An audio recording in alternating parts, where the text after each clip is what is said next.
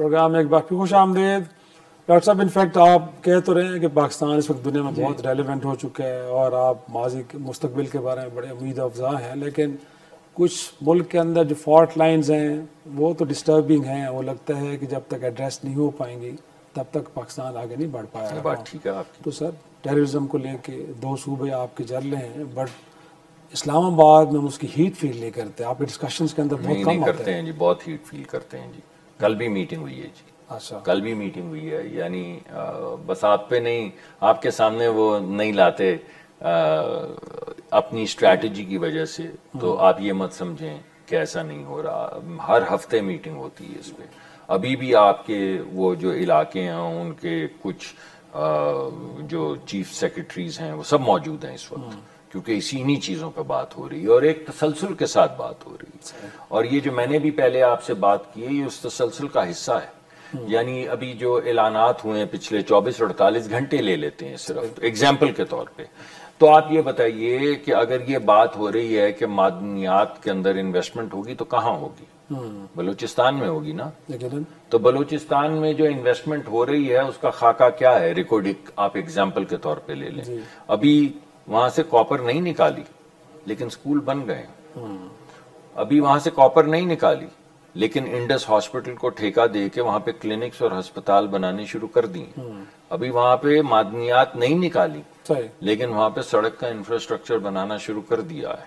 अभी वहां पे मादनियात नहीं निकाली लेकिन वहां पे फ्रेश वाटर सप्लाई की स्कीम जो है उसका इजरा हो गया है।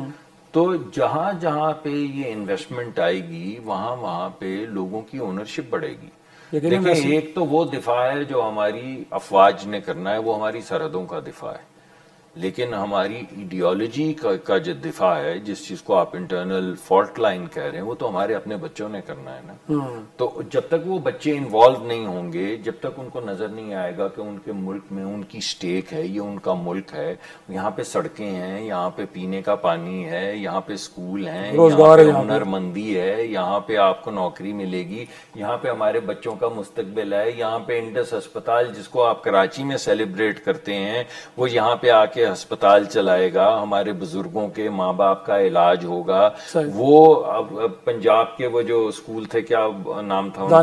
दानिश स्कूल। ये दानिश स्कूल वजीर आजम ने हुक्म दिया है कि यहाँ पे दानिश स्कूल खोले जाएं। तो जब वो खुलेंगे और बच्चों को तालीम मिलेगी, और ये मैंडेट दिया गया है बैरक गोल्ड को कि आप लोग बलूचिस्तान से लेंगे, लीडरशिप भी बलूचिस्तान से लेंगे। उनका सीईओ अब तो मेरे ख्याल में शायद तब्दील हुआ है, सीईओ भी बलूचिस्तान से था।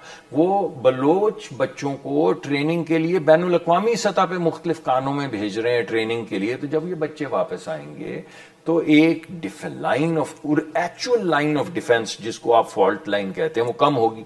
इसी तरह ये जो जवाहरात हैं, जिनको आप ये पत्थर जो हमारे जूल्स, कीमती पत्थर जो केप खैबर पख्तूनख्वा में हैं, जब ये ऑयल ड्रिलिंग होगी तो ऑयल ड्रिलिंग के बड़े बड़े ज़खायर जो हैं वो तो खैबर पख्तूनख्वा और समंदर में आपको नजर आ रहे हैं।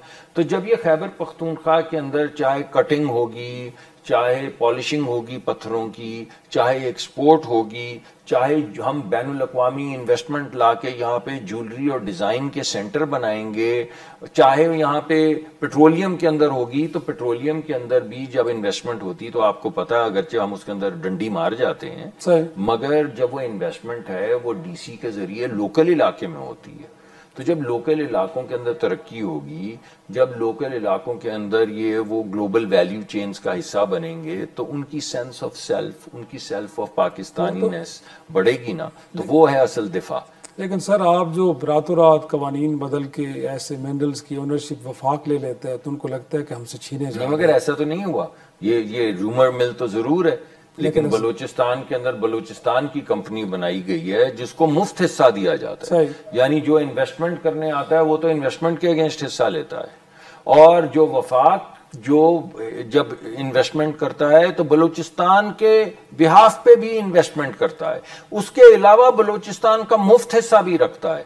तो ये मैं बलूचिस्तान की सिर्फ एग्जांपल नहीं दे रहा, मैं तो आपको कह रहा हूं कि हर जगह पे इसी तरह यकजा कवानीन बनाए जा रहे हैं। जो स्टैंडर्डाइजेशन की जा रही है वो सिर्फ ये कोशिश की जा रही है कि अगर कोई बैनुल अक़वामी इन्वेस्टर आता है तो उसको ये ना पता चले कि मैंने ये वाला पत्थर लेना है तो इतना टैक्स है, ये वाला पत्थर लेना है तो इतना टैक्स है, इस डिस्ट्रिक्ट में हूं तो इतना टैक्स है, उस जगह यानी एक यूनिफॉर्मिटी आ जाए। बाहर से बैठे इन्वेस्टर को पता हो कि यार मैं इस तरह पैसे बनाऊंगा, ये हक है बलोच का, ये हक है पठान का, ये हक है हजारेवाल का, ये हक है पंजाब का, ये हक है सिंधी का।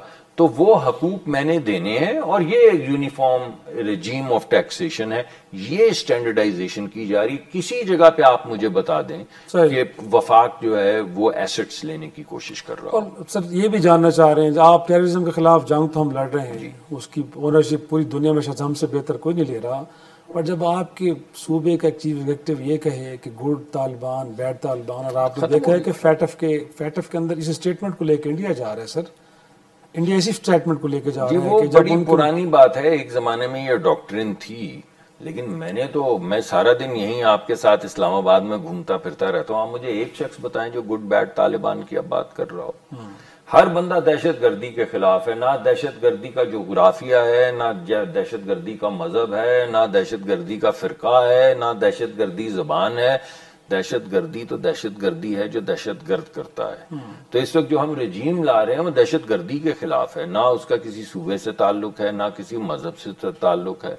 हाँ, अलबत्ता अगर कोई और मुल्क मैली आंख से इन्वेस्टमेंट के जरिए या इंट्रीग के जरिए पाकिस्तान में बेअमनी करने की कोशिश करेगा तो फिर हम उसको हाथों हाथ लेंगे। तो सर लास्टली ये भी जानना चाह रहा हूँ, तहरीक इंसाफ के कमोबेश को 100 रहनुमा जिनको 9 मई के मुकदमात में सजाएं हुई हैं, क्या कहेंगे आप इसे? आपने मरवाया सबको? नहीं, मैं तो सर मैं आपसे पूछना चाह रहा हूँ, इसे रूल ऑफ लॉ की फतह कहेंगे जी या इसे पॉलिटिकल विक्टिमाइजेशन कहेंगे? कुछ बात मजा में कर देता हूँ, कुछ सीरियस कर देता हूँ। मजा में ये कहूंगा कि आपने मरवाया है उनको।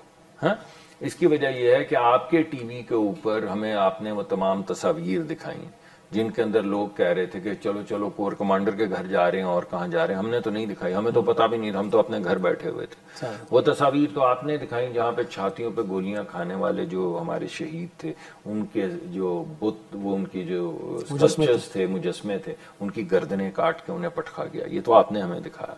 ये तो आपने हमें दिखाया कि आज आप कह रहे हैं राफेल गिरा दिए चिड़ियों की तरह। हर जगह मैं कहता हूँ हमने उनके राफेल चिड़ियों की तरह गिरा दिए, लेकिन उन जहाजों को जिन्होंने पहले भारत के ऊपर फौकियत दिखाई थी, उनको आग तो आपने लगाते दिखाया। उन लोगों को भी दिखाया जिन्होंने आग लगाई थी।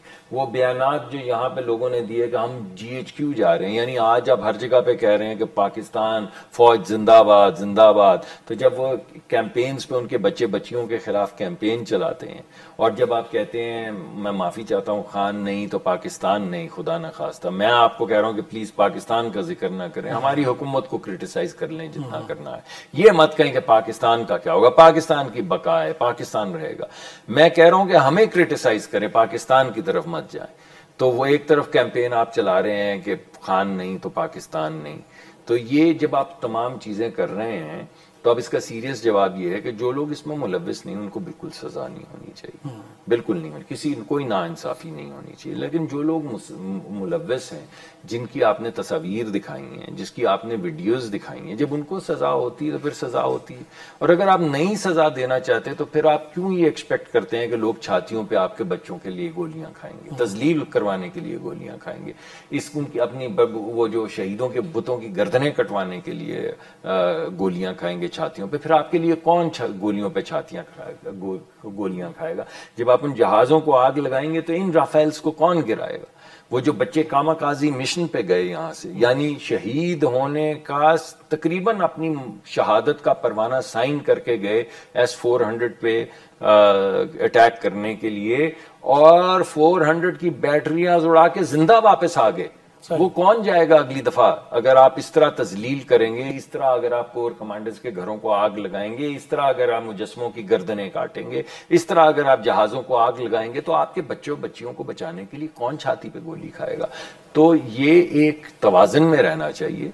अगर इसमें अदम तवाजन आए और कोई शख्स ना इंसाफी की नजर हो रहा हो तो बिल्कुल नहीं होना चाहिए, ये हमारा फर्ज है।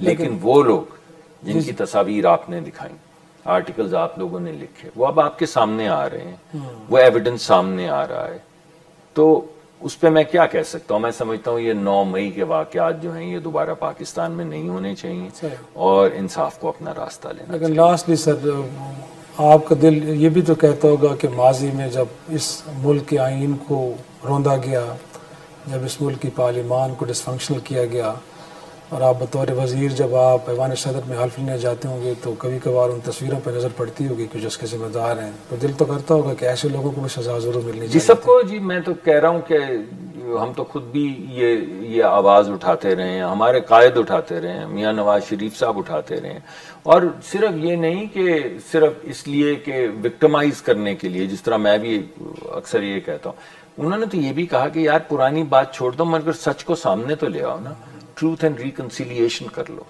एक सच्चाई को सामने ले आओ, मत दो सजा बेशक अगर नहीं देना चाहते, मगर सच तो सामने ले आओ ताकि आने वाली मंजिल जो है वो हमारे सामने आया हो जाए। कोई रास्ता तो तजवीज करो जिस पे चल के ये मुल्क किसी और जगह पे पहुंच जाए, वो नहीं जहां हम हैं, बल्कि वो जगह जिसका ख्वाब हर नौजवान जो है अपनी आंखों में समो के बैठा है। बहुत शुक्रिया डॉक्टर मुसद्दक मलिक साहब वक्त देने के लिए। नाज़रीन, आज के प्रोग्राम ही ख़त्म करते हैं, इजाज़त दीजिए, खुदा हाफ़िज़।